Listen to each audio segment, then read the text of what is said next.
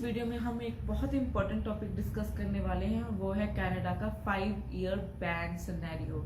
5 year ban scenario मैं इसलिए आज डिस्कस करने वाली हूँ क्योंकि बहुत सारे स्टूडेंट्स ऐसी छोटी छोटी गलतियां कर देते हैं जिसकी वजह से वो 5 साल के लिए कनाडा में ही बैन हो जाते हैं और 5 साल बहुत बड़ी बात होती है और उसके बाद वो वीज़ा भी नहीं लगा पाते, चाहे वो कौन सी भी कैटेगरी का वीज़ा क्यों ना हो, चाहे स्टडी हो, स्पाउस हो, टूरिस्ट हो, या फिर आपने यहाँ से क्यों नहीं एक्सप्रेस एंट्री के थ्रू PR अप्लाई की हो।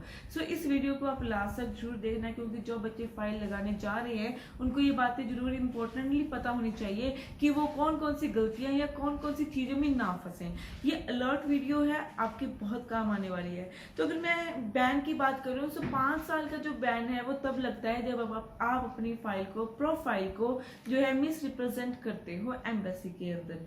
अब मिस रिप्रेजेंटेशन की क्या परिभाषा है, क्या डेफिनेशन है, वो मैं आपको समझाऊंगी। तो सबसे पहले अगर तो आपका बैन लग जाता है तो आप वीजा के लिए अप्लाई नहीं कर सकते, ये हाईलाइटेड पॉइंट है। एंड एक छोटी सी मिस्टेक के कारण आप अपनी जो लाइफ है, अगर बाहर जाने सेटल होने की सोच रहे हैं, वो बिल्कुल खराब हो जाती है। एंड ये बैन जो है वो कैसे लगता है, तो इसके बारे में हम आज डिस्कस करते हैं।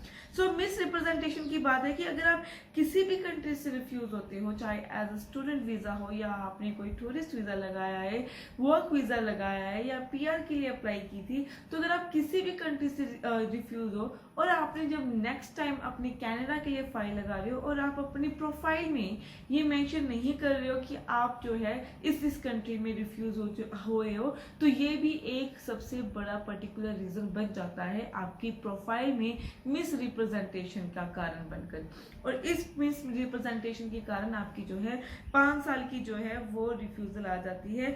और बाय द वे अगर हम बात करें कि चाहे वो आपने रिफ्यूजल के बारे में ना बताया हो, तो रिफ्यूजल सिर्फ बाकी कंट्रियों की तहत की बात नहीं कर रही हूँ, चाहे आप कनाडा से ही क्यों नहीं रिफ्यूज हो, अगर आप वो भी नहीं जो है नहीं बता रहे तो उससे आपकी फाइल को कोई इफेक्ट नहीं पड़ेगा। कि अगर आप बता दोगे पर नहीं बताओगे उससे आपकी प्रोफाइल को बहुत इफेक्ट पड़ेगा, वो आपको बैन के बाद जो है वो पता लगेगा कि ये बातें होती ही होती है। एंड क्या होता है, जो भी हम फाइल बेचते हैं तो उसमें क्या होता है कि USA और कनाडा का तो उनका जो डाटा होता है वो फीड होता है। जैसे मैंने आपको बताया था कि ये एयर टेक्नोलॉजी यूज करते हैं कनाडा वाले, कि मैनुअली वो बहुत कम फाइल्स होती हैं जो कि कॉम्प्लिकेटेड होती है और वो मशीन जो है वो पास आउट कर देती है मैनुअली, बट वो बाकी सारा जो काम होता है जो डायरेक्टली होती है वो मशीन्स काम कर देते हैं। और वो जो मैनुअली डाटा होती है वो USA और कनाडा का जो है वो डाटा फीड होता है। अगर आप नहीं इसमें मेंशन करते हो तो आपका इन दो कंट्रीज का अगर नहीं भी करोगे तो भी आ जाएगा कि आप यहाँ से रिफ्यूज हो या फिर यहाँ से डिपोर्ट हुए हो या जो भी कोई कारण है। सो एक होता है ये पॉइंट। और बाकी की अगर जो कंट्रीज है, चाहे वो ऑस्ट्रेलिया हो, न्यूजीलैंड हो, UK हो, अगर और यूरोपियन कंट्री है, वो चाहे इसका डाटा फीड नहीं होता, बट इसमें एक बात है, अगर आप नहीं सबमिट करते हो बट आपकी एम्बेसी में फाइल चलेगी और बाय चांस अगर IRCC मेंबर्स या फिर एम्बेसी या फिर कैनेडियन गवर्नमेंट के थ्रू आप पकड़े जाते हो तो श्योर आपका 5 साल का गैप जो है वो कंफर्म है।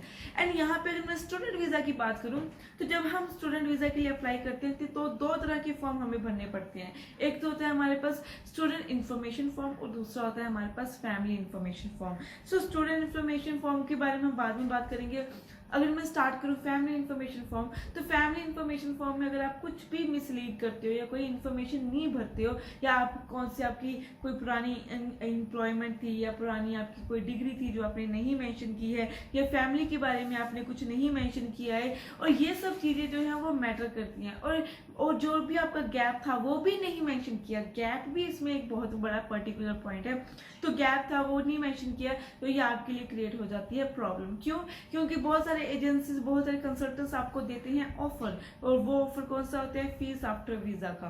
और फीस आफ्टर वीजा में क्या कहते हैं कि आप जो है पहले फीस भर दो सारी, और पहले आपका वीजा आएगा, उसके बाद आपकी सारी की सारी फीस आएगी, और इतने लाख का पैकेज होता है, 4-5 लाख रुपये आपसे ले लेते हैं, वो पैकेज आपको दे देते हैं।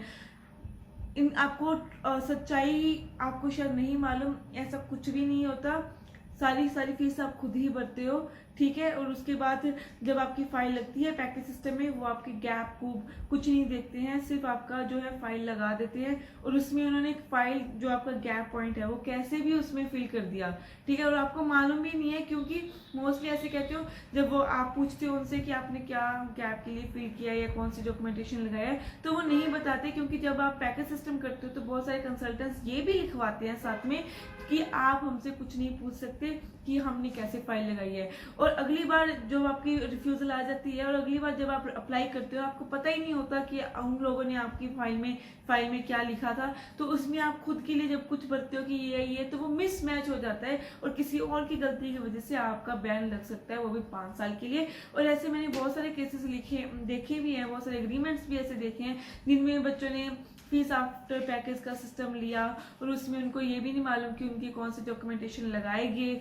या फिर उनकी गैप फिलिंग के लिए क्या लिखा गया। और जब उनकी जो रिफ्यूजल आ गई उसके बाद उन्होंने क्या किया कि उनको पता ही नहीं था कि कैसा होता है, उन्होंने मिसलीड होगी, मिसमैच होगी, जिसकी वजह से उसकी रिफ्यूजल का कारण हुआ और 5 साल का जो है वो बैन लगा भी है।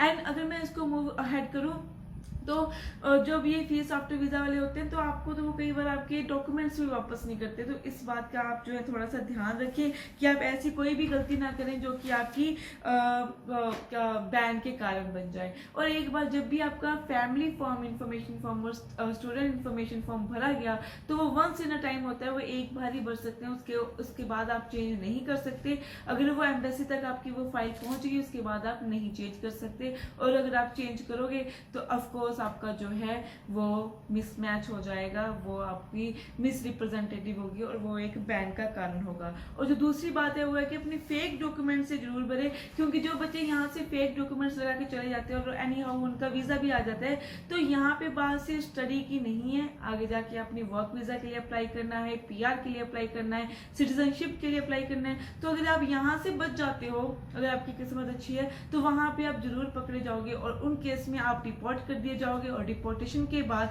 आपका वीजा लाइफ टाइम के लिए जो है वो कैंसिल हो जाएगा। सो ये बहुत इंपॉर्टेंट बातें हैं जो कि आपको ध्यान देनी पड़ेगी।